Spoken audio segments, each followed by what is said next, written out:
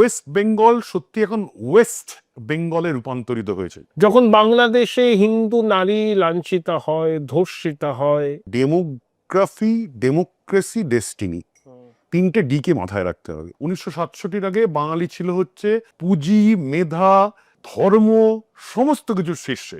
হায়দ্রাবাদ হাউসে পণ্ডিত নেহেরুর সঙ্গে তার 4 দিন ব্যাপী বৈঠক হয় এবং ঐতিহাসিক নেহেরু লিয়াকত চুক্তি হয়। দেখেছো বাঙালি করে মানুষ করনি, নিজ ধর্মে আস্থা রাখতো বাঙালি, পরধর্মে শ্রদ্ধা রাখতো বাঙালি। যে রাজ্যবাসীর ঘাড়ে 8 লক্ষ কোটি টাকার উপর দেনা, আর যে শিশু ভূমিষ্ঠ হলো আজ রাতে তার মাথায় 81,000 টাকার দেনা, একটু বেশি অপটিমিস্ট না? মোদি ডবল ডবল রোজগার দেবে বলেছিল, রোজগার না দিলে জিএসটি বাড়ছেই করে। ভারতবর্ষ চতুর্থ অর্থনীতি কেউ করে দিচ্ছে নাকি এসে? একজন অর্থদান করেন, একজন শ্রম দান করেন, একটাই পরিবার মিলে একটা শিল্প তৈরি হয়। বাহুতে তুমি মা শক্তি, হৃদয়ে তুমি মা ভক্তি, তোমার প্রতিমা গুড়ি মন্দিরে মন্দিরে। বাহুতে শক্তি অলরেডি হারিয়ে গেছে জিহাদ এবং মার্ক্সবাদের চক্করে পড়ে। নেতাজি কোনোদিন ফেজ টুপি পরে গেছেন নাকি কোনো মসজিদে? রবীন্দ্রনাথ কোনোদিন গেছেন? দরদি গো কি চেয়েছি আর কি যে পেলাম, সাধের প্রদীপ জ্বালতে গিয়ে নিজেই আমি জ্বলে গেলাম। পশ্চিমবঙ্গ পশ্চিম বাংলাদেশ হবে না। নমস্কার, আজকের এই পডকাস্টে আপনাদের স্বাগত। আপনাদের সঙ্গে আমি অর্কপ্রভ সরকার। আজকে আমার যিনি অতিথি তার পরিচয়টা একটু অন্যভাবে করিয়ে দিই। আমি যে ধরনের অনুষ্ঠান সঞ্চালনা করি তাতে অতিথি হিসাবে সাধারণত রাজনৈতিক ব্যক্তিত্বরাই থাকেন, কিন্তু আজকে আমার অতিথি একজন সম্পূর্ণ অন্য জগতের মানুষ, ভীষণ রাষ্ট্রবাদী এবং একই সঙ্গে কলকাতা বিশ্ববিদ্যালয়ে প্রাণীবিদ্যার গবেষক এবং অধ্যাপক ডক্টর অরিন্দম ভট্টাচার্য। অরিন্দম, আপনাকে স্বাগত এই পডকাস্টে। আমি ওই ভাবছিলাম গাড়িতে যখন আসছিলাম এই পডকাস্টটা করব বলে তোমাকে কি কি প্রশ্ন করা যায়, যেগুলা প্রশ্ন উত্তরের সেশন নয়, এটা কথোপকথন। ভিক্টর হুগোর একটা সেই বিখ্যাত উক্তির কথা মনে পড়লো, there is no force in the world which can stop an idea whose time has come. তোমার কি মনে হয় যে পশ্চিমবঙ্গে সেই নতুন কিছুর উন্মেষ সময়ের অপেক্ষা, বাঙালিকেরা নতুন সূর্যোদয়ের অপেক্ষায় আছে? দীর্ঘ সুরঙ্গের শেষে কি আলো দেখতে পাচ্ছি আমরা? একদম ঠিক অর্কদা, মানে বাঙালির সেই অপেক্ষাতে আছে। এক দীর্ঘ অন্ধকার বাঙালি যা ছিল আর বাঙালি কি হইয়াছে। বাঙালি ছিল হচ্ছে হিন্দু জাতীয়তাবাদের ভূমি। এখানে দাঁড়িয়ে দেবেন্দ্রনাথ ঠাকুর, নবগোপাল মিত্র এরা হিন্দু মেলা করেছিলেন 1870 সালে। এই এই যে বাঙালির হিন্দুত্বকে ভাঙার জন্য বহু চেষ্টা হয়েছে, এবং যেটা গত 60 বছর ধরে ভুলিয়ে দেওয়া হচ্ছে আমাদেরকে, যে বাংলায় নাকি কোনোদিন কোনো মানে হিন্দুত্ববাদ ছিলই না, তারা পিছিয়ে থাকা, তারা গেয় মানসিকতার।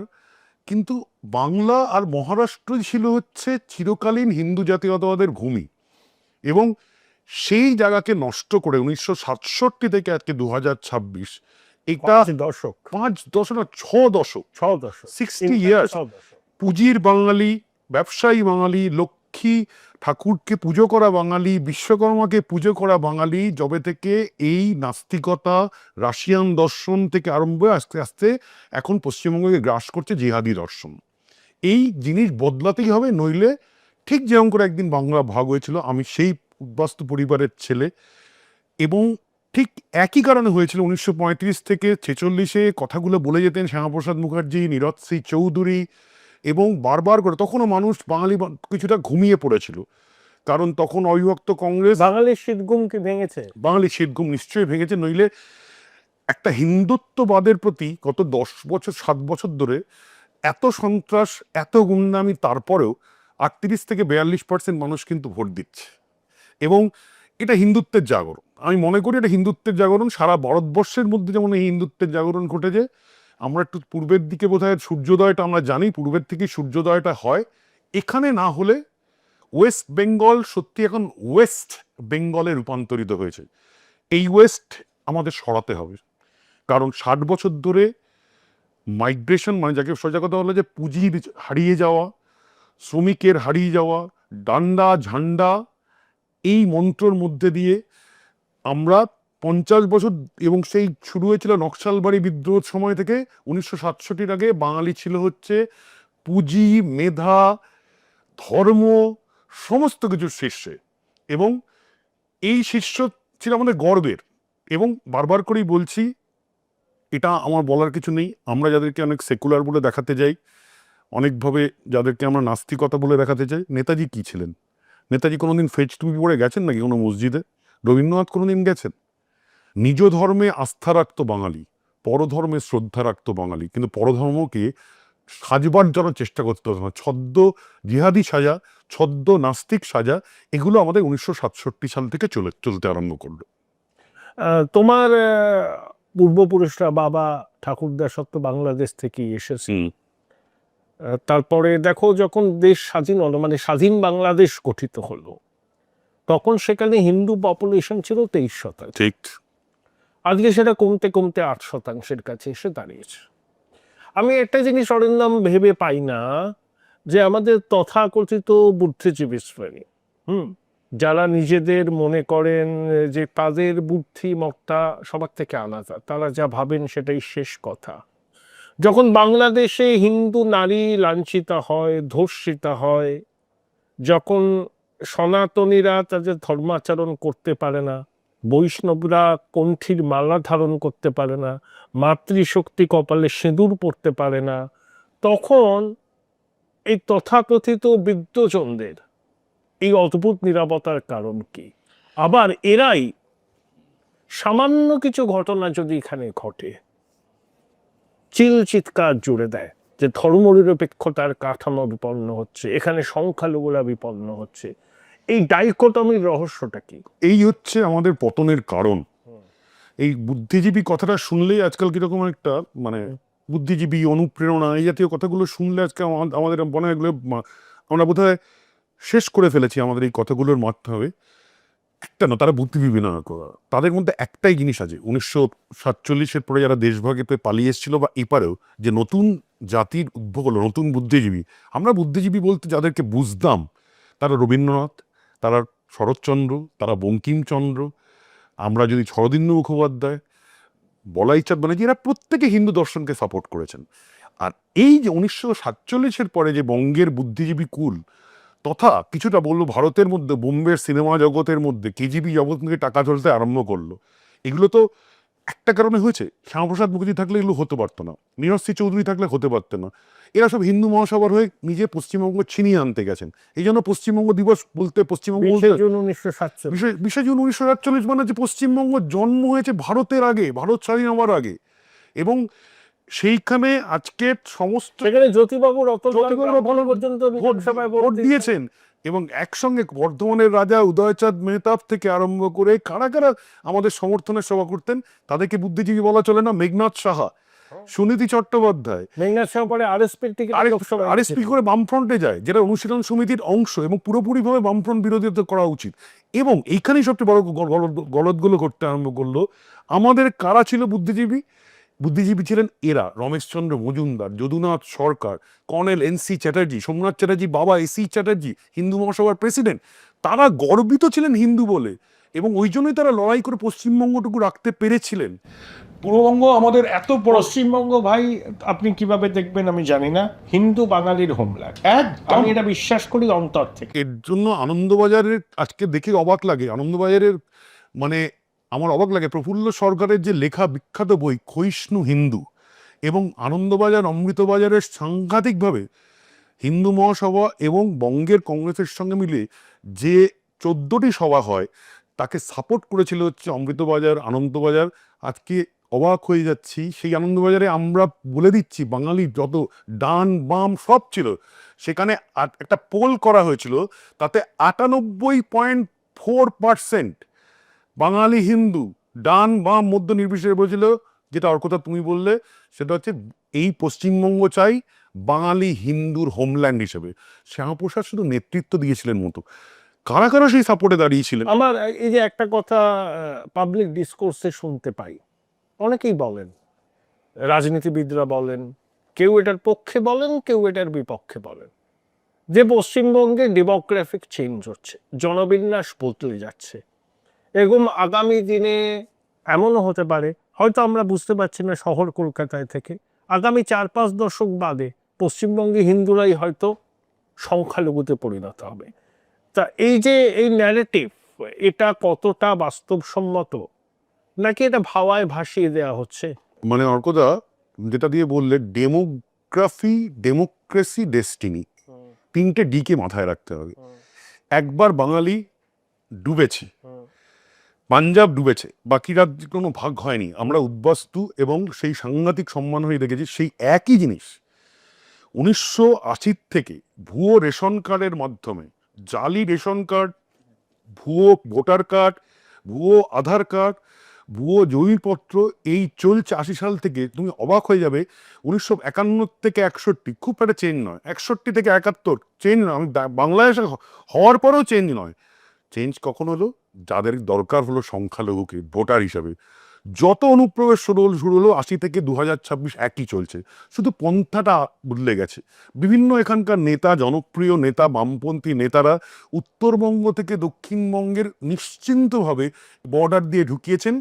আরও রাজ্যের লোকে ঢোকানো হতো, এই যে ডেমোগ্রাফি চেঞ্জ হতো আসামের মাধ্যমে, ত্রিপুরার মাধ্যমে, আজ বন্ধ হয়ে গেছে। এবং তোমাকে এটা বলেই বলছি যে কি ভয়ানক ডেস্টিনি হচ্ছে। এটা কোনো মানে মিথ্যে গল্প না। আজকে সরস্বতী পুজো বন্ধ হয়ে যাচ্ছে, শ্যামপুরে গণেশের মূর্তি ভাঙা হচ্ছে, দুর্গাপুজো বন্ধ করে দেওয়ার পরিকল্পনা হচ্ছে, মহরমের জন্য বিসর্জন পিছিয়ে দেওয়া হচ্ছে। এগুলো হচ্ছে সেই ডেমোগ্রাফি জনবিন্যাস বদলে দেওয়ার ফল। চলছে খোলামেলা জিহাদ। কোনোদিন অসুবিধা হয়নি। আমি একটা ঘটনা বলে দিই, 1982 তো এই ঘটনা ঘটিয়েছিলেন বামফ্রন্ট সরকার। সপ্তমীর অষ্টমীর পুজোর সময় মহরম পড়েছিল, তাতে বলা হয়েছিল বিসর্জন করানো যাবে না, 83 সালে আনন্দবাজার ঘোষিত রিপোর্ট।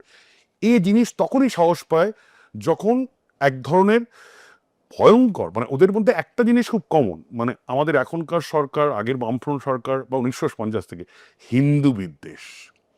ওরা নাস্তিক নয়, ওরা নাস্তিক সেকুলার এগুলো আমাদের কাছে বড়, ওদের একটাই গ্লং। এই যে একজন বোধহয় ছাত্র নেতা বোধহয় জয়েন করলেন, আমি বললাম একটি হিন্দু বিদ্বেষী দল থেকে আরেকটি হিন্দু বিদ্বেষী দলে গেলেন, কিছুই না। কারণটাই হচ্ছে যে হিন্দু বিদ্বেষ, হিন্দু তারাও এই বাংলাদেশ থেকে অখণ্ডবঙ্গের মধ্যে। তবে আসার কথা কি, যদি তুমি অ্যারিথমেটিক দেখো, ভারতবর্ষে আমি যদি ভোটের চিত্রটা বলি, সব থেকে বেশি হিন্দু ভোটের কনসলিডেশন হচ্ছে গুজরাটে, 100টার মধ্যে 61টা। তারপরেই আমাদের পশ্চিমবঙ্গ, 100টার মধ্যে 56টা। তোমার কি মনে হয় যে বর্তমান যা পরিস্থিতি, তাতে হিন্দু ভোট 100টার মধ্যে 65টা এক জায়গায় পড়বে? পড়বে, কারণ বাঁচতে হবে তো। তো আমার বাবা ঠাকুরদা বা দাদুরা তো ভাতের জন্য এখানে আসেননি, ওদিক থেকে জাতের জন্য এসছেন। অন্ন বস্ত্র ব্যবস্থান, লক্ষ্মীশ্রী কন্যাশ্রী থাকলে সম্মানহানি যদি ঘটে, তাকে যদি তার ধর্ম পরিবর্তন করতে হয়, নইলে দেশ ছাড়তে হয়।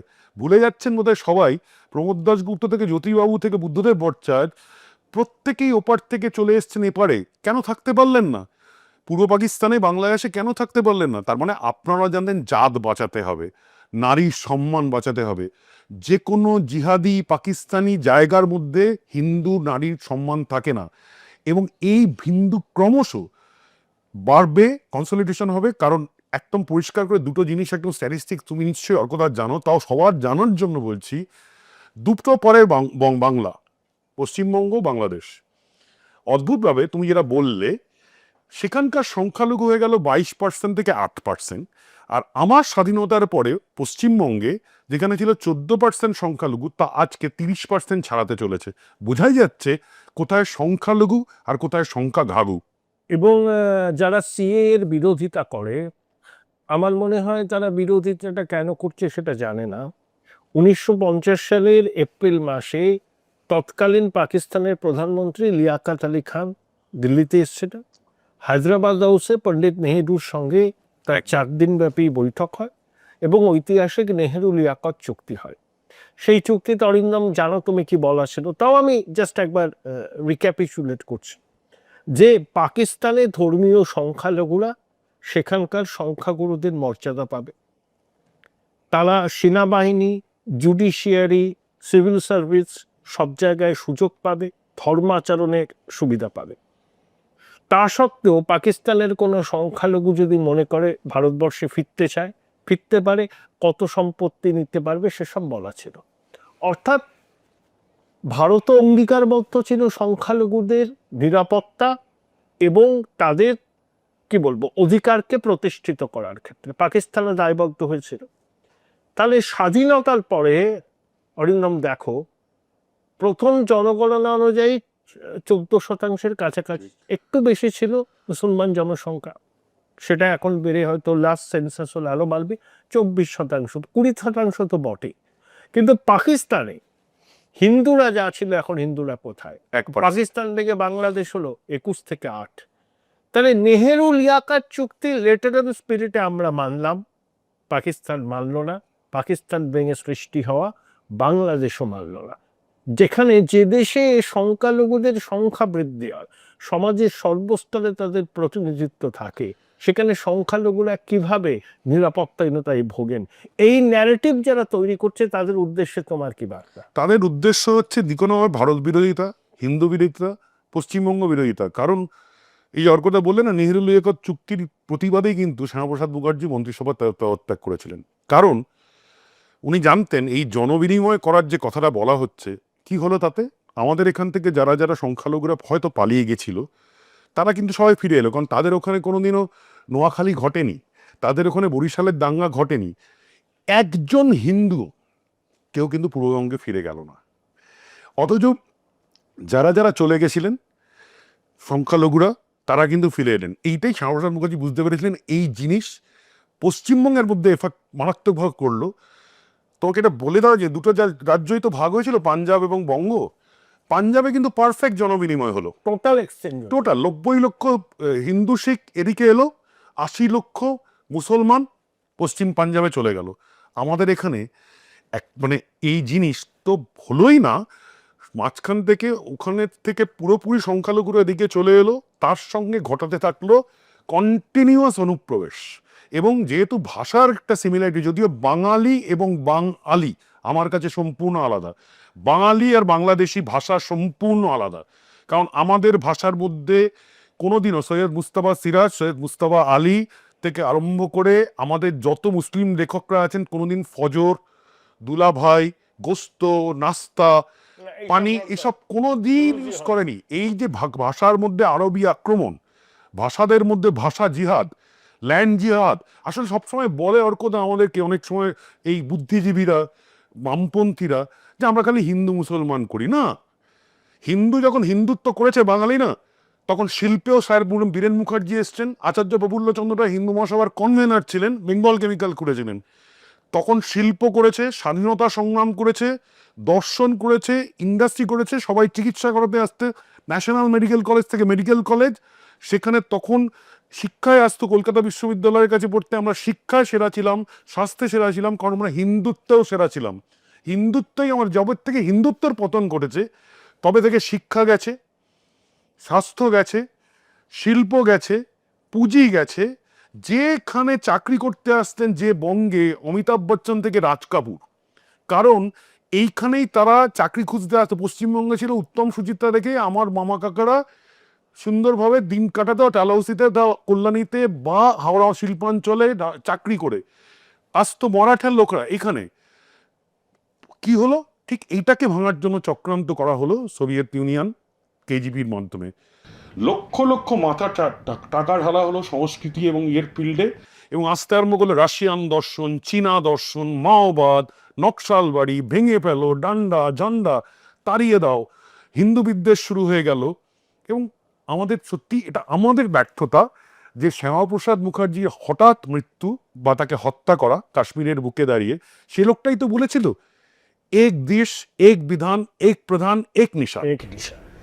যে শ্যামাপ্রসাদ মুখার্জির স্বপ্ন সফল করেছেন নরেন্দ্র মোদী, অমিত শাহ অবশ্যই। কিন্তু মাঝখানটা কি হলো অর্কতা, যা সেটা এইটুকুই বলে নি, এই যে শ্যামাপ্রসাদের চলে যাওয়া এবং কেজিবি এই ভয়টা আমাদের হিন্দুদের ব্যর্থতা যে আমরা মার্ক্সবাদের খপ্পরে গিয়ে পড়লাম।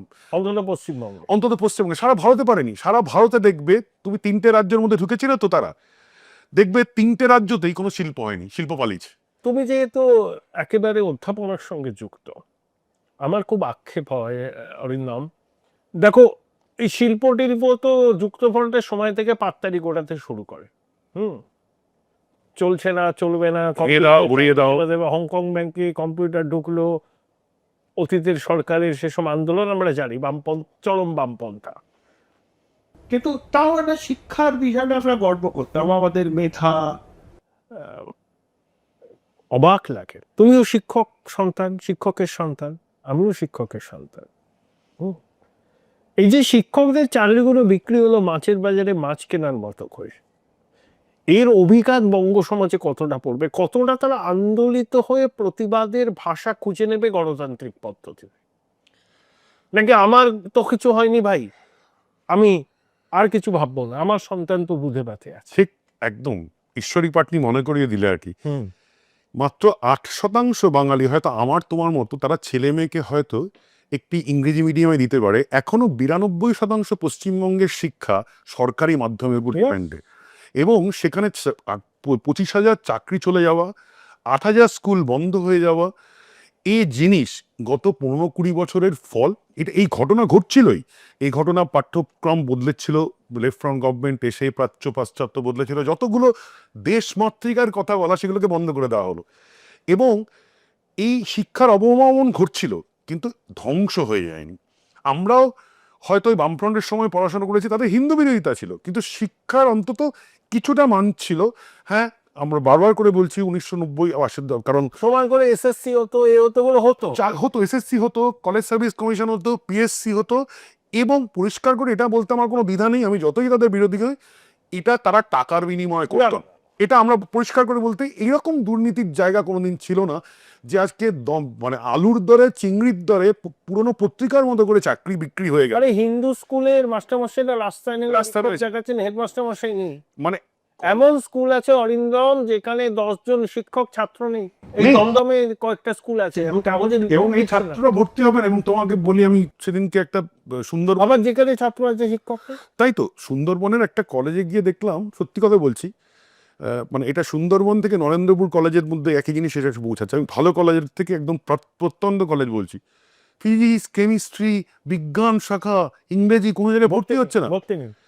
এবার মানে কারণটা কি, আমি কি জিজ্ঞেস করলাম, অসাধারণ, মানে কোনো নিয়োগ নেই, কিছু নেই, অবস্থাটা কোথায় হয়েছে, সুন্দরবন গোসাবা থেকে বাসন্তীর মধ্যে 50 কিলোমিটার মধ্যে কোনো স্কুলের মধ্যে বিজ্ঞান শিক্ষক নেই। 11-12 বিজ্ঞান চলে গেল, আর কলেজে কেন ভর্তি হবে? টিচাররা বসে বসে মাইনে নিচ্ছেন, তারাও সুখী নয়। যে কজন শিক্ষক হয়েছেন, এবং এখন তো সবে, ওটাও civic police, civic professor, civic teacher, 20 লক্ষ সরকারি মানে শিক্ষক থেকে আরম্ভ করে রাস্তা পরিষ্কার করার লোকের মধ্যে 20 লক্ষ করে রাখা হয়েছে যাদেরকে টেম্পোরারি স্থায়ীকরণ নয়, এবং কোনো সরকারি চাকরি নেই। রবীন্দ্রনাথের কথা আছে না, এ আমার পাপ এ তোমার পাপ, যা বিধাতার অভিশাপ। বিধাতার অভিশাপ, মানে আমি মনে করি যে হিন্দুত্ব ছাড়ার অভিশাপ আমাদের দিতে হলো। যে দর্শন ভারতীয়তার মধ্যে দিয়ে আমরা প্র্যাকটিস করেছিলাম, যে কারণে বারবার করে রাজ্যসভার সাংসদ শ্রমিক ভট্টাচার্য বলছেন 6,880টা কোম্পানি চলে গেছে। তার মধ্যে অনেকগুলো স্টক মার্কেট, তুমি ভাবলে অবাক হয়ে যাবে। নরকদা, আমি জানো 2024-25 অর্থবর্ষে ভারতবর্ষে যে মোট বিদেশি বিনিয়োগ এসছে তার 1% পশ্চিমবঙ্গে এসছে। হ্যাঁ, একদম। আমি তো এই পশ্চিমবঙ্গকে বলি গড ফর সেকেন্ড কান্ট্রি, ঈশ্বর পরিত্যক্ত বঙ্গদেশ। মানে একেবারে ঠিক বলেছো তুমি, মানে অর্কদা, মানে সত্যি কথা বলতে গেলে খুব সহজ একটা স্ট্যাটিস্টিক্স বলি, আমরা যে ব্যাংকগুলোতে যাই না, United bank of India, state bank of India, share মার্কেটে যাদের শেয়ার আছে, এরকম 13টা ব্যাংকের হেড অফিস ছিল 1950 সালে কলকাতায়। আজকে পুঁজি পালানো, আজকে বন্ধন ব্যাংক ছাড়া কোনোটি শেয়ার মার্কেট ভুক্ত ব্যাংকের হেড অফিস নয়, আজকে সরে গেছে সমস্ত দিক থেকে। এবং এই চক্রান্ত হয়েছে শুধুমাত্র 1948-এর পর থেকে। শ্যামাপ্রসাদ মুখার্জিকে হত্যা, ফ্রেইট ইকুয়ালাইজেশন পলিসি, লাইসেন্স রাজ, একটা শিল্প, শিক্ষা, মেধা, শ্রম, পুঁজি, বাংলাকে ধ্বংস করে দেওয়া। আর একটা কারণ, সেটা হচ্ছে সবসময় কেন্দ্র বিরোধিতা। অলওয়েজ। হ্যাঁ, ঠিক ঠিক। দেখো গুজরাটে আমাদের প্রধানমন্ত্রী নরেন্দ্র মোদী 14 বছরের বেশি মুখ্যমন্ত্রী ছিল। ঠিক। তার চরম রাজনৈতিক প্রতিপক্ষ সোনিয়া গান্ধীর রাজনৈতিক সচিব আহমেদ প্যাটেল ছিলেন। একদম। কিন্তু গুজরাটে যখন ডেস্টিনেশন হতো ইন্ডাস্ট্রির, তখন তারা কিন্তু এক মঞ্চ শেয়ার করতেন। মানে হ্যাঁ, স্টেটের ভালোটা কিন্তু তাদের সবার কাছে ছিল। একই দেখো, তুমি যদি অবিভক্ত অন্ধ্রপ্রদেশে যাও, ওয়াইএসআর চন্দ্রবাবু নাইডু, অহিনকুল রাজনৈতিক সম্পর্ক, কিন্তু রাজ্যের উন্নয়নে মঞ্চ শেয়ার। কিন্তু আমাদের দেখো, আগে একটা স্লোগান দেখতাম, মেগা সিটির প্রকল্পে কেন্দ্রীয় বঞ্চনা, 1827 কোটি টাকা দিচ্ছে না, সে অনেক কাল আগে, সে মেগা সিটি হয়ে গেল। আর এখন যে পরিস্থিতি হয়েছে, একে বলি আমি কলতলার ঝগড়া। কি? পায়ে পা লাগিয়ে আমাদের এখানে এই হবে না, আয়ুষ্মান ভারত কার্ড হবে না, কেন্দ্রীয় প্রকল্প রূপায়ণ করতে। আমি খুব সহজ এক্সাম্পল দিচ্ছি, নিউ গড়িয়া এয়ারপোর্ট মেট্রো, চিংড়িঘাটাতে সামান্য একটুর জন্য কাজটা আটকে আছে, শুনছি এরা সুপ্রিম কোর্টে গেছে। যে সরকার রে বলছে আমাকে 7টা দিন একটু বাইপাসে ট্রাফিকটা নিয়ন্ত্রণ করতে দাও, আমি করে ফেলবো। তা মানুষ কি, এই যে সাইলেন্ট মেজরিটি, যারাই তো সিদ্ধান্ত নেয় কে সরকার করবে, কে সরকারে আসবে, তারা কি কিছু ভাবছে? তারা কি হৃদয়ে পরিবর্তনের আকাঙ্ক্ষা নিয়ে চলছে? আমি তো অধ্যাপক মানে, ছাত্রছাত্রীরা কি বলছে? সবাই পরিবর্তন, change is the only change is the only constant, এবং এটাই একমাত্র ভবিষ্যৎ আমাদের বাঁচবার। এই কেন্দ্রীয় বঞ্চনা, কেন্দ্রীয় বিরোধিতা, বিএসএফ বিরোধিতা, সিআরপিএফ বিরোধিতা, ইলেকশন কমিশন বিরোধিতা, টিএন সেশন বিরোধিতা, মীরা পান্ডে বিরোধিতা, অশোক গাঙ্গুলির বিরোধিতা করতে করতে একটা রাজ্য ধ্বংস নয় নরককে রূপান্তরিত হয়ে গেছে, যেখানে সব ছিল। বলে না, রবীন্দ্রনাথের কথাটা বাবার করে বলছে, রেখেছো বাঙালি করে মানুষ করনি। মানে বাঙালি ছিল এককালে, এবং বাঙালি সেই জায়গাতেই ফিরবে 1967 আগের মঙ্গল। কথা বললে আমার ছোটবেলায় ভাব সম্প্রসারণ আসতো। হ্যাঁ, অদৃষ্টেরে সুধালেন চিরদিন মিছে, অমোঘ নিষ্ঠুর বলে কে মোরে ঠেলিছে, সে বলিল চেয়ে দেখো দেখিলে মামি, সম্মুখে ঠেলিছে মোরে পশ্চাতে না। একদম, যে তোমাকে পশ্চাতে তুমি টানবে, তুমি পশ্চাতে যাবে। কারণ এই যে বললাম ব্যাপারটা, যে রবীন্দ্রনাথের কথা বললে, রবীন্দ্রনাথকে বলবে কোনো হাকুম বলবে সাম্প্রদায়িক, রবীন্দ্রনাথ জাপান যাত্রী লিখছেন কি কি সাংঘাতিক বলি। রবীন্দ্রনাথ কি জাবেসেস বিজেপি করতেন না জনসংঘ করতেন?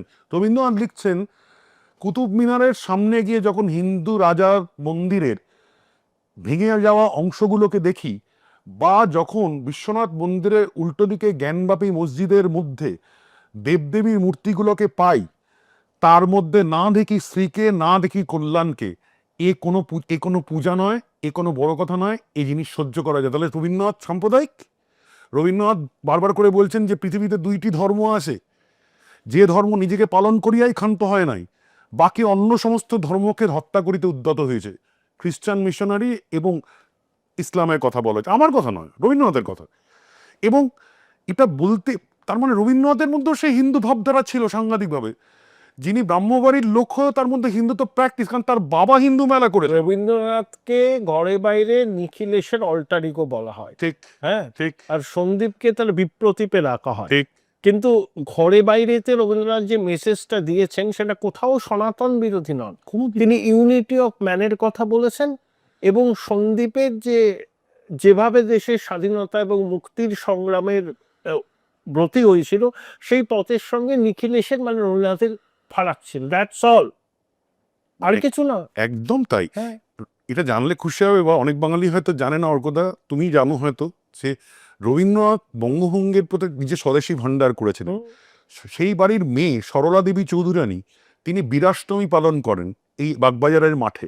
হ্যাঁ, জানি। এবং রবি পরিকর, প্রশান্ত কুমার পালের অনেক আছে, অনেকে আছে। এবং তুমি দেখবে অনুশীলন সমিতির জন্য যখন হিন্দু বিপ্লবী, অনেকে বলে যে আমাদের আমাদের বিপ্লবটা কোথা থেকে শুরু হয়েছিল, অনুশীলন সমিতি, যুগান্তর, বঙ্কিম, গীতা, স্বামীজি এবং পিস্তল একসঙ্গে প্র্যাকটিস করা হতো। অনেকে বলছে সেখানে মুজাফফর আহমেদ কি লিখলেন, যে ওটা কোনো বিপ্লব আন্দোলন, ওটা হিন্দুদের একদম পথে যেতে যেতে। যারা এই কথা বলেছিল তারা, বিবেকানন্দ পরিচয় তো আসলে হিন্দু সন্ন্যাস, একেবারে। উনি বেদান্তের বংশীধারী। হ্যাঁ, তার বিস্তৃত রচনাবলী থেকে একটা উদ্ধৃতি নিয়ে অনেকে বলেন যে উনি গীতা পাঠকে অত গুরুত্ব দেননি। হ্যাঁ, মানে কি অদ্ভুত, কি অদ্ভুত, মানে অশ্বত্থামা হত আর ইতিগজটা বললো না, বলেছিলেন গীতা পাঠ করার থেকে ফুটবল যদি খেলো তাহলে তোমার পেশি শক্ত হবে, তোমার মেধা প্রকৃত হবে, তুমি তখন গীতাকে আরো ভালো করে অনুধাবন করতে হবে। পুরো উল্টে দেওয়া হলো, গীতা পাঠে তো ওইটুকু, অশ্বত্থামা হত লাইন ইতিগজটা আর বললো না। এবং এটাই মজার জিনিস, কারণ এদের কাছে ছিলেন হচ্ছে রামকৃষ্ণ মৃগী রোগী, এদের কাছে নেতাজি ছিলেন তোজোর কুকুর। হ্যাঁ, এরা এখন সব নেতাজি মেলা করছে, বিদ্যাসাগর মেলা করছে, তারপরে ভুল স্বীকার করে। আমরা তো গর্বিত, আমরা এখনো বলি আমরা হিন্দু, যার মধ্যে সাভারকার ছিলেন নাস্তিক, গৌতম বুদ্ধ নাস্তিক। আমি ওই জন্যই হিন্দু বলে গর্ববোধ করি, যেখানে আমি নাস্তিক হয়েও আমি হিন্দু দর্শনের, it's a way of life. It's a way of life, এটা জীবনযাত্রা, আমার সাংস্কৃতিক, যেটা বলেছেন উত্তরপড়াতে অরবিন্দ ঘোষ, যে হিন্দু জাতীয়তাবাদী ভারতের জাতীয়তাবাদ। অরবিন্দ এখন RSS হয়ে যাবেন তাদের কাছে, এবং হিন্দু, কারণ তারা বারবার করে রাষ্ট্রীয় স্বয়ংসেবক সংঘের সম্পর্কে অত্যন্ত সীমিত জ্ঞান সম্পন্ন কিছু ব্যক্তি রাষ্ট্রীয় স্বয়ংসেবক সংঘকে কালিমা লিপ্ত করে। আমি রাষ্ট্রীয় স্বয়ংসেবক সংঘ সম্পর্কে বিস্তারিত পড়াশোনা করেছি, আমি সে নিয়ে যাচ্ছি না, এটা সেই আলোচনাও নয়, কিন্তু নেগেটিভলি ডেপিক্ট করার একটা প্রবণতা ওই তথাকথিত ইকোসিস্টেমের আছে। আসলে ওরা বোধহয় ভুলে যায় অর্কদা, হুম। দুটোর একই সঙ্গে জন্ম হয়েছিল, 25-25 হ্যাঁ, কমিউনিস্ট পার্টি এবং রাষ্ট্রীয় স্বয়ংসেবক সংঘ। মনে রাখবেন, রাষ্ট্রীয়, হিন্দু স্বয়ংসেবক সংঘ নয়। এই রাষ্ট্রীয় সংঘ সেই ডাক্তার সাহেব যিনি কলকাতায় এসে অনুশীলন সমিতি করেছিলেন, ন্যাশনাল মেডিকেল কলেজে পড়েন বলে এসেছিলেন, সেখান থেকে উনি যখন দেখেছিলেন অনুশীলন যুগান্তর বন্ধ হয়ে যাচ্ছে, উনি বুঝেছিলেন তখন থেকে হিন্দু সংস্কৃতিকে ধরে রাখতে হবে, তাই ভবিষ্যতে বড়। তার আজকে 2.5 কোটি মেম্বার। আর যারা শুরু করেছিল 54টা দেশ, সারা রাজ্য, 3টি রাজ্য, দেখো বিশ্বে শূন্য হচ্ছে, দেশে শূন্য হয়ে গেছে, রাজ্যে শূন্য হয়ে গেছে, এবার যাবে কেরালা, সব বাতিটাই নিববে। কমিউনিস্ট পার্টির নাম বদল করা উচিত, হ্যাঁ ঠিক, একদম নাম। Social Democrat party of India, not communist party of India. এখন তো আর ঠিক বলাও জানে না কমিউনিস্ট পার্টি অফ ইন্ডিয়া, এখন তো কমরেড থেকে কংগ্রেড হয়ে গেছে, তাই না? এখন কংগ্রেসও চলবে, সেটা নিয়েও অনেক রকম দোলাচল, কংগ্রেস স্যার চলবে, এখন মানে কোনো ব্যাপার নেই। আসলে কি বলতো, তুমি যদি দেখো না, মানে খুব আশ্চর্য ব্যাপার, ওরা বলে না বিজেপি সাম্প্রদায়িক, জনসংঘ সাম্প্রদায়িক। কেন 1977 সালে এসেছিলেন, জনসংঘের হাত ধরেছিলেন কেন? ইন্দিরা গান্ধীকে উল্টে দেওয়ার জন্য। কৌশল পার্টি বলতে। একদম। আচ্ছা, আপনি যেহেতু অধ্যাপনা করেন, আপনি কি চান একটা নতুন সরকার, রাষ্ট্রবাদী সরকার হলে শিক্ষাক্ষেত্রে কি চান? একদম শিক্ষার মধ্যে রাজনীতিকরণ বন্ধ। ভিসি আমার হবে, কলেজের ইসি আমার হবে, জিএস আমার হবে। শিক্ষার মধ্যে, স্বাস্থ্যের মধ্যে, পুলিশের মধ্যে নতুন সরকার এলে রাজনীতিকরণ বন্ধ করাটাই সবচেয়ে বড় ডিপলিটিসাইজেশন অব দ্য পুলিশ প্রশাসন। কারণ আমরা পাগল হয়ে গেছি শিক্ষা এবং স্বাস্থ্যের মধ্যে। আজকে আরজি করে যে বললাম না, সবই পালিয়ে যাবে। আজকে এই রাজনীতিকরণ, একজন ডাক্তারকে বদলি করে দেওয়া, একজন শিক্ষককে ভয় দেখানো, জিএস দিয়ে ছাত্র দিয়ে কলকাতা বিশ্ববিদ্যালয়ে এক শিক্ষককে মেরেছে, 2বার চট থাপ্পড় মেরেছে। ভাবা যায়? আশুতোষের বিশ্ববিদ্যালয়, শ্যামাপ্রসাদের বিশ্ববিদ্যালয়, আচার্য প্রফুল্লচন্দ্র রায়ের বিশ্ববিদ্যালয়, পদ পূরণ করা, এই দাবি নিশ্চয়ই অবশ্যই থাকবে। আমাদের মানে আমার মতে নতুন সরকার হিন্দুদেরকে প্রোটেকশন দেবে। 5-6 মাসের মধ্যে 5 লক্ষ সরকারি চাকরি থেকে 7 লক্ষ সরকারি চাকরি পদ ফিল আপ করবে। এবং সবচেয়ে বড় কথা, শিক্ষকের পদ, যা আমাদের জাতির মেরুদণ্ড, আমাদের যে গভর্নমেন্টের স্কুল, মেদিনীপুর জেলা স্কুল থেকে আরম্ভ করে বাঁকুড়া জেলা স্কুল থেকে আরম্ভ করে প্রত্যন্ত গ্রামের স্কুলে টিচার নেই, ছাত্র কমছে।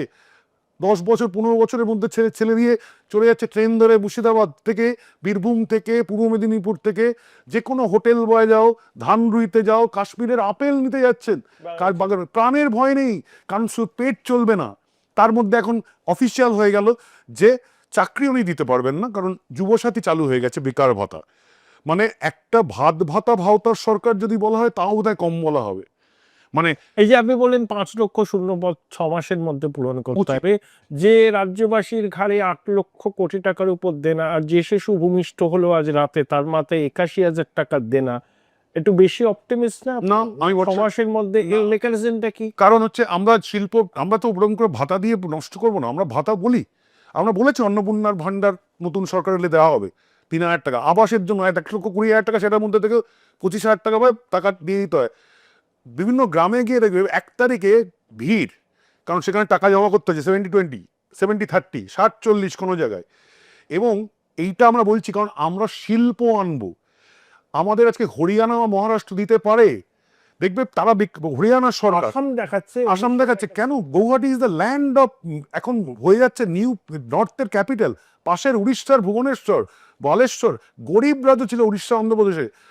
একটা কথাই বলবো, আমরা এমন শিল্প বা পুঁজির, যে বাঙালি করেছে এককালে, যে ইস্কো বানিয়েছে এইখানে, যেখানে দুর্গাপুর স্টিল প্ল্যান্ট এখানে হয়েছে, আমরা এখানে বেঙ্গল কেমিক্যাল করেছি। আমাদের পুঁজি যখন আসবে তখন আমরা নিঃসন্দেহে অন্নপূর্ণা ভান্ডার দেবো বলছি তো। কিন্তু ওই যে দেখবে হরিয়ানা গভর্নমেন্ট বা আমাদের 12টা কেন্দ্রীয় প্রকল্প বন্ধ রেখেছে, PM কিষাণ, PM নিধি, দীনদয়াল যুব যোজনা, এগুলো প্রত্যেকটা কিরকম যোজনা জানো? এমনি ভাতা দেওয়া নয়, সক্ষম প্রকল্প, তোমাকে 5,000 টাকা করে মাসে দেবো আমরা। 2 বছর তুমি এআই শেখো, Skillটা develop তুমি করো। এআই শেখো, পোল্ট্রি শেখো, ডেয়ারি শেখো, আমাদের কাজ করো। আমাদের সক্ষম যোজনা বলা হয় এই জন্য। পিএম বিশ্বকর্মা চালাতে দেয় না, পিএম নিধি চালাতে দেয় না, পিএম কৌশল যোজনা চালাতে দেয় না। আমাদের কেন্দ্রীয় প্রকল্পগুলো চালালেই, শোনো মাত্র বারবার করে বলছি, আমাদের তুমি বলো না সরকারি চাকরি কত আছে, ধরো 10 লক্ষ, আমার কর্মক্ষম ছেলে মেয়ে হচ্ছে তো 5 কোটি। আমার তো কর্মসংস্থানে কর্মসংস্থান, এই যে বলছে না মোদি ডবল রোজগার দেবে বলেছিল, রোজগার না দিলে জিএসটি বাড়ছেই করে। ভারতবর্ষ চতুর্থ অর্থনীতি কেউ করে দিচ্ছে নাকি এসে? আজকে শুধুমাত্র এই বামপন্থী বা এই আমাদের পশ্চিমবঙ্গের কোর বাংলা বুঝতে পারছে 15 লাখ টাকা উল্টো পাল্টা করে, কারণ মোদিজির যে সাংঘাতিক উত্তরণ ভারতবর্ষের বুকে সেটা নিতে পারছে না। বানর লাগবে এদের মধ্যে, কারণ এরা ওই কেন্দ্র বিরোধিতা, পৃথিবীর সব থেকে জনপ্রিয়তম নেতা বলি তার 10 কোটি ফলোয়ার। ভাবা যায়। তারপরে হচ্ছে মানে যিনি আছেন ইন্দোনেশিয়ার, মানে যে 4 জন রাষ্ট্রপ্রধান মিলে 10 কোটি হয়নি। মানে সেই জনপ্রিয়তা ইসলামী দেশের 7টি দেশ সহ, কালকেই পেয়েছেন ইসরায়েলের নেসেট সম্মান, পৃথিবীর 17টি দেশের সর্বোচ্চ সম্মান পেয়েছেন নরেন্দ্র মোদীজি। আমি বলি না ট্রিপল ইঞ্জিন সরকার চলে, যেখানে রাজ্যে বিজেপি, কেন্দ্রে বিজেপি, আর বিশ্বে একটা চালায়, সেটা জয়শঙ্কর অজিত দোভাল করেন। যে ট্রিপল ইঞ্জিন ভারতবর্ষের, মোদীজি মানে ট্রিপল ইঞ্জিনের সরকার। রাজর্ষি মোদী, তিনি রাজা এবং তিনি ঋষি। তিনি ভারতবর্ষের যে পরিমাণ আজকে শিল্প, অর্থনীতি, শুধু হিন্দু করেননি, একটি মুসলমানও আবাস থেকে বঞ্চিত হয়নি, কেউ বঞ্চিত হয়নি। একটি জায়গায় বলা হয়নি সবকা সাথ সবকা বিকাশ। কোনোদিন বলা হয় যে হিন্দু সবকা বিকাশ বিকাশ। যোজনা, না, কোনো বলা হয় যে কোনো মুসলমান আজকে কেন সেই গুজরাটের দাঙ্গার যে লোকটিকে নিয়ে পার্টি একটুখানি থাকে। সে ওখানেই থাকে, রাজা কারণ- থাকে। কারণ সে বলেছে, তার সাক্ষাৎকার আছে টাইমস অফ ইন্ডিয়াতে, সে বলেছে আমি এইখানে থেকে আমাকে রোজগার হয় পার ডে 200 টাকা, সেটা আমি সুরাটে রোজগার করি পার ডে 825 টাকা। শুন, টাকা যদি থাকে, শিল্প যদি থাকে, রোজগার যদি থাকে, আমাদের তো ওইটা সব গেছে। মা লক্ষ্মী বেরিয়ে গেছেন পকেট থেকে, মা সরস্বতীকে বিদায় করে দিয়ে বিজেপি আনার দায়িত্ব নতুন সরকার। ধন্বন্তরীকে আরজি করার মাধ্যমে বিদায় দেওয়া হলো। বিশ্বকর্মা মানে কারখানা, এখানে তো বলে শিখিয়ে দেওয়া হয়েছে প্রথম থেকে, যে পুঁজি আনবে সে পুঁজিপতি, সে তো মানে কেন পার্থক্য? শ্রমিক মালিক। আর আমাদের চাণক্যর ভাবধারা বলে একজন অর্থদান করেন, একজন শ্রম দান করেন, একটাই পরিবার মিলে একটা শিল্প তৈরি হয়। এই জন্যই ভারতবর্ষ এগিয়ে যাচ্ছে সমস্ত রাজ্য শিল্পর থেকে। আর আমাদের মার্ক্সবাদ, দান্ডাবাদ, ঝান্ডাবাদ, মালিক মানেই শক্তি, ভেঙে দাও, ঘুরিয়ে দাও, এই করে 67 থেকে একটা রাজ্য 6 দশকের সোনার বাংলাকে বোমার বাংলায় রূপান্তরিত করেছে। আমার শেষ প্রশ্ন, ঠিক, নতুন সরকার আসলে ওটা বলতে পারবো তো, বাহুতে তুমি মা শক্তি, হৃদয়ে তুমি মা ভক্তি, তোমার প্রতিমা গড়ি মন্দিরে মন্দিরে? ওটাই একমাত্র আমরা বলতে পারবো। নইলে আমরা, বাহুতে শক্তি অলরেডি হারিয়ে গেছে জিহাদ এবং মার্ক্সবাদের চক্করে পড়ে। যদি এই বাহুতে শক্তি, মনেতে ভক্তি দিয়ে হিন্দুকে বাঁচানোর সরকার আপনারা তৈরি করুন, শিল্প বাঁচানোর সরকার আপনারা তৈরি করুন, শিক্ষা ফিরিয়ে আনার সরকার তৈরি করুন। আরজি কর ছাড়া দেশের সর্বোচ্চ জায়গা যে আমাদের চিকিৎসার কেন্দ্র ছিল পশ্চিমবঙ্গ তথা কলকাতা, এরকম ভেলোরে যেত না, তারা কোনোদিন যায়নি। সেই নতুন গৌরব পুনরুদ্ধার করা, নতুন সরকারের দায়িত্ব দিন। পশ্চিমবঙ্গ পশ্চিম বাংলাদেশ হবে না। মানুষ কি যাচ্ছে, মানুষ কি অবশ্যই মানুষ যাবে, নইলে কি করে? এই পরিমাণ জায়গা থেকে তো ম্যাজিক নয়, এত রিগিং সন্ত্রাস ছাপ্পা পেয়েও 10টা বছর ধরে কিন্তু 38 থেকে 42% মানুষ এক হচ্ছে। এবং কলকাতার লোকরা হয়তো ভাবছেন 50 কিলোমিটারের মধ্যে যেখানে দেশবিরোধীরা ঘুরে বেড়ায় সবচেয়ে বেশি, আমরা বোধহয় বেঁচে যাব। 1946 কলকাতা ভুলবেন না, কিন্তু তখনও ভেবেছিল কলকাতা বেঁচে যাব। আমার এই গাড়িতে আস্তে আস্তে আমি ইউটিউবে গান শুনছিলাম, খুব প্রিয় গান, সবারই খুব পরিচিত, পুলক বন্দ্যোপাধ্যায়ের লেখা, মান্না দে, দরদি গো কি চেয়েছি আর কি যে পেলাম, সাধের প্রদীপ জ্বালতে গিয়ে নিজেই আমি জ্বলে গেলাম। একদম আমাদের অবস্থাটা তাই, অনেকে 15 বছর আগে সাধের প্রদীপ জ্বালতে চেয়েছিল, এখন নিজেরাই জ্বলে পড়ে খাক হয়ে গেল। বিলম্বিত বোধোদয় হলেও ভালো হবে তো, বাঙালির নইলে বাঙালি পশ্চিমবাংলায় এসে থাকতে হবে। এই সরকারে যদি হিন্দুদের ভোট না দেন, 2031-এ বিএনপিকে ভোট দিতে হবে। অনেক ধন্যবাদ তোমায়, অনেক ধন্যবাদ, ধন্যবাদ অর্কদা, অনেক ধন্যবাদ। Join Indian Institute of Hotel Management now. Right choice, right decision.